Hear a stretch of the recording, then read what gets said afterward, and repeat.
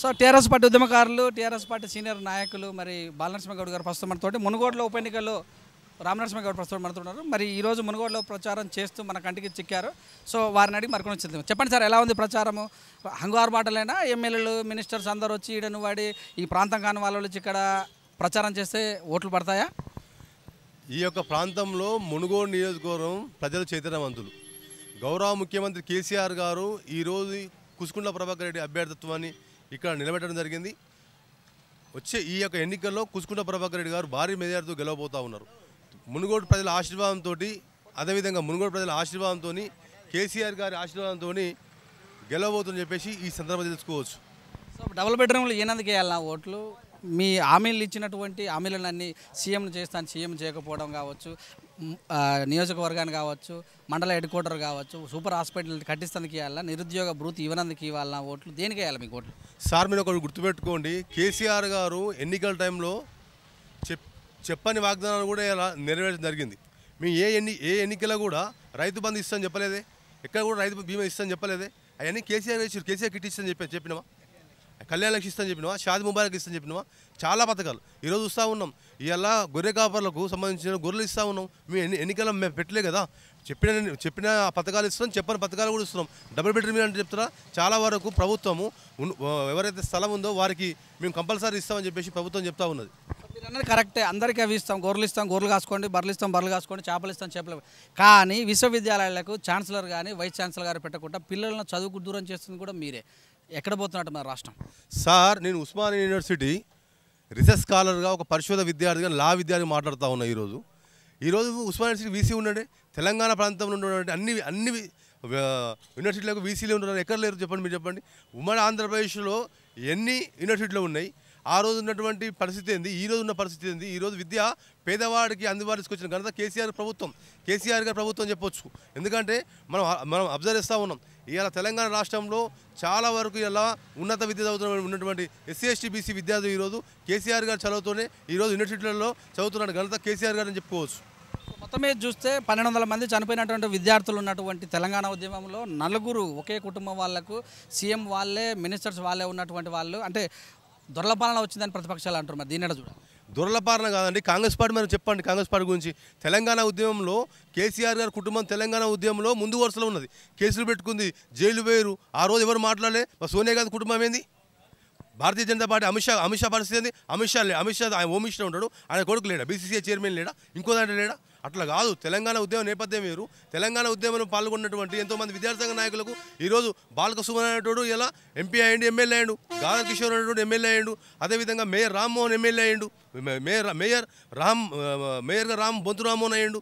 ఎర్రోల శ్రీనివాస్ అయ్యిండు. ఇలా రామనరసింహగౌడ్ గడ్డేనా market committee chairman అయ్యిండు. ఎందుకు అయ్యిండు? కేసీఆర్ గారు తెలంగాణలో ఉన్నటువంటి విద్యార్థి లోకాన్ని గుర్తించింది తప్పితే ఆ కోణం చూడాలి. ఒక కుటుంబ పార్టీగా టీఆర్ఎస్ పార్టీ ముద్ర వేయడం అవివేకం. ఇవి మీరు రామనరసింహ అయ్యిండు, బొంతు రామ్మోహన్ అయ్యిండు అని చెప్తారు, ఎర్రోల శ్రీనివాస్ అవుతారు. మరి తలసాని శ్రీనివాస్ యాదవ్ కూడా అయ్యిండు, అలాగనే మంత్రి మల్లారెడ్డి అయ్యిండు. పార్టీలో జెండా పట్టణ వాళ్ళందరూ మినిస్టర్లు అయ్యారు. మీలాంటి వాళ్ళేమో చైర్మన్లు, ఇలాంటి చిన్న పోస్టులు. మరి దీని ఎలా చూడాలి? మంత్రి తలసాని శ్రీనివాస్ యాదవ్ గారు కానీ, మంత్రి మల్లారెడ్డి గారు కానీ, వాళ్ళు పార్టీ నుంచి టీఆర్ఎస్ పార్టీ రావడం జరిగింది. వాళ్ళు ప్రజల చేత ఎన్నుకోబడి ఎమ్మెల్యే గెలిచిరు. వాళ్ళు ఏమో రాత్రికి రాలే కదా. రామనరసింహ కొడుకు ఏమైనా సీట్ ఇచ్చారా? మల్లారెడ్డి అల్లునికి ఇచ్చారు సీటు, తలసాని శ్రీనివాస్ యాదవ్ కొడుకు ఇచ్చారు సీటు. మరి మీకు ఎవరికైనా ఇచ్చారా? రెండు అంటే విద్యార్థి సంఘ నాయకులు చాలా మంది ఉన్నారు కదా, ప్రజాబలం ఉన్న నాయకులకు ఇచ్చారు. అంటే మల్లారెడ్డి అల్లుడికి ఇచ్చారు. ఎందుకు ఇచ్చారు? ఆయన ప్రజల పనిచేస్తారు కాబట్టి ఆయనకి ఇవ్వడం జరిగింది. దానికి తప్పెట్లయితుంది కాదు. ఇప్పుడు ఒకే తెలుగుదేశం పార్టీ నుంచి వచ్చిన వాళ్ళు రిజైన్ చేయకుండా పార్టీలో ఉంటేనేమో ఓకే, కాంగ్రెస్ పార్టీలో గెలిచినటువంటి వ్యక్తి రిజైన్ చేసి బీజేపీ పార్టీకి పోతే తప్ప? అంటే ఆయన రిజైన్ చేసుకొని వచ్చిండు. ఆయన కాంట్రాక్టర్ కోసం రాజగోపాల్ రెడ్డి రిజైన్ చేసుకొని ఆయన బీజేపీ పార్టీలోకి వచ్చిండు. ఆయన సొంత లాభం కోసం మునుగోడు ప్రజలు తాకట్టు పెడుతున్నారు రాజగోపాల్ రెడ్డి. అలా రాజగోపాల్ రెడ్డి రాజీనామా చేయడం వల్లనే కేసీఆర్ మునుగోడు అడుగులు గడిపేసిండు. గతంలో కలకుర్తి నియోజకవర్గంలో ఉన్నట్టు ఎత్తిపోతల పథకానికి చైర్ వేసుకొని కూర్చుంటున్న కేసీఆర్ ఎందుకు చైర్ వేసుకోలేదు? ఆలియాలో తర్వాత గెలిచిన తర్వాత వస్తున్నవి కేసీఆర్ ఎందుకు రాలేదు? ఇలా మునుగోడు ఎలక్షన్లు ఉందని వస్తున్నాడా? ఎవరు నమ్మాలి మాటలు? కాంగ్రెస్ పార్టీ నాయకులు గతంలో ఈ దేశాన్ని రాష్ట్రాన్ని పరిపాలించేవారు కాంగ్రెస్ పార్టీ కదా. ఈ కోమటిరెడ్డి వెంకరెడ్డి, జానారెడ్డి, రామరెడ్డి, దామోదర్ రెడ్డి వీళ్ళే జిల్లా నాశనం చేసింది. మరి వీళ్ళు ఎందుకు చేయలేదు ఆ రోజు? ఇవాళ కేసీఆర్ గారి గురించి చెప్తున్నారు కదా, డిండి ప్రాజెక్ట్ అని చెప్పేసి కల్లకుర్తి ఎత్తిపోత పథకం అని. వీళ్ళు చెప్తున్నారు కాళేశ్వరం ప్రాజెక్ట్ కట్టింది. వీళ్ళు చెప్తే కాలుష్యం కట్టలే కదా, మిషన్ భగీరథ పథకం వీళ్ళు చెప్తే కాలే కదా. కేసీఆర్ గారికి వ్యూహాలు ఉంటాయి, వ్యూహాల దగ్గర పనిచేస్తూ ఉంటారు తప్పితే ఎవరి కోసం కాదు కదా. ఈ యొక్క మునుగోడు నియోజకవర్గంలో కాదు, నల్గొండ జిల్లాలో ఫ్లోరోసిస్ విముక్తి చేసింది ఎవరు? గౌరవ ముఖ్యమంత్రి కేసీఆర్ గారు. కొమటిరెడ్డి వెంకటరెడ్డో లేక కొమటిరెడ్డి రాజగోపాల్ రెడ్డో రామరెడ్డి దామోదర్ రెడ్డో జానారెడ్డి చేయలే కదా. వీళ్ళు జిల్లాను నాశనం చేసారు. జిల్లాను వ్యాపార కేంద్రం చేసుకొని, రాజకీయ వ్యాపార కేంద్రం చేసుకొని జిల్లాలో ఉన్న బడుగు బలాన్ని వర్గాలని అనగానే వరకు నాశనం చేసింది ఈ 4 కుటుంబాలు కదా. స్కూటర్లో పెట్రోల్ పోసుకున్నటువంటి లేనటువంటి వ్యక్తి పెట్రోల్ స్కూటర్లో పోసుకొని ప్రయాణించలేనటువంటి వ్యక్తి వేల కోట్ల ఏడు సంపాదించాడు మీ మినిస్టరు. ఆల్రెడీ మా కుటుంబము మొదటి నుంచి కూడా కాంట్రాక్ట్లే. సో మరి ఎవరి ఆస్తులు పెరిగినాయో చెప్తారా? మంత్రి మళ్ళా అనేది ఒక మంత్రి గురించి మాట్లాడుతూ ఉన్నారు. ఆయన వ్యాపారాలు ఉన్నాయండి, భూములు ఉన్నాయండి, ఆయన ఎడ్యుకేషన్ ఇన్స్టిట్యూషన్ ఉన్నాయండి. ఆయన ఈ టీఆర్ఎస్ పార్టీకి వచ్చిన తర్వాత ఆయన సంపాదించుకోలేదండి. టీఆర్ఎస్ పార్టీ ఎంపీగా వచ్చిండు, తను తర్వాత గెలిచిండు, మంత్రిగా అయ్యాడు. ఆయన టీఆర్ఎస్ పార్టీ కోట్లు సంపాదించుకోలేదు కదా. అవును, కింది స్థాయి ఒక వ్యాపారాలు ఉండొచ్చు, ఇంకోటి ఉండొచ్చు, ఆయన కష్టాన్ని నమ్ముకొని పైకి వచ్చిండు. అటువంటి వాళ్ళు వీళ్ళక కాదు, బ్రోకర్ రాజకీయాలు చేయలేక, కోమటిరెడ్డి బ్రదర్స్ లెక్క బ్రోకర్లు కోవర్ట్ లెక్క చేయలే కదా. టీఆర్ఎస్ పార్టీలో ఉంటేనే తెలంగాణ వాద. నాడు ఎంపీగా ఉన్నప్పుడు పార్లమెంటులో గర్జించినటువంటి రాజగోపాల్ రెడ్డి కాదా, వాళ్ళ అన్న కోమటిరెడ్డి వెంకటరెడ్డి మంత్రిని తృణప్రాయంగా వదిలిపెట్టలేదా? అంటే కాంగ్రెస్ పార్టీలో ఉండి తెలంగాణ ఉద్యమం కోసం చేసిన వాళ్ళు ఉద్యమకారులు కారా? వాళ్ళని ప్రజలు నమ్మరంటారా? కోమటిరెడ్డి బ్రదర్స్ ఎప్పటికప్పటికి రాజకీయాల్లో వాళ్ళు వ్యక్తిగత స్వార్థం చూసుకుంటారు. వెంకరెడ్డి కానీ అదేవిధంగా రాజగోపాల్ రెడ్డి కానీ వాళ్ళు ఏదో చేసాడు కాదు. చాలామంది ఉద్యమాలు ఉన్నాం.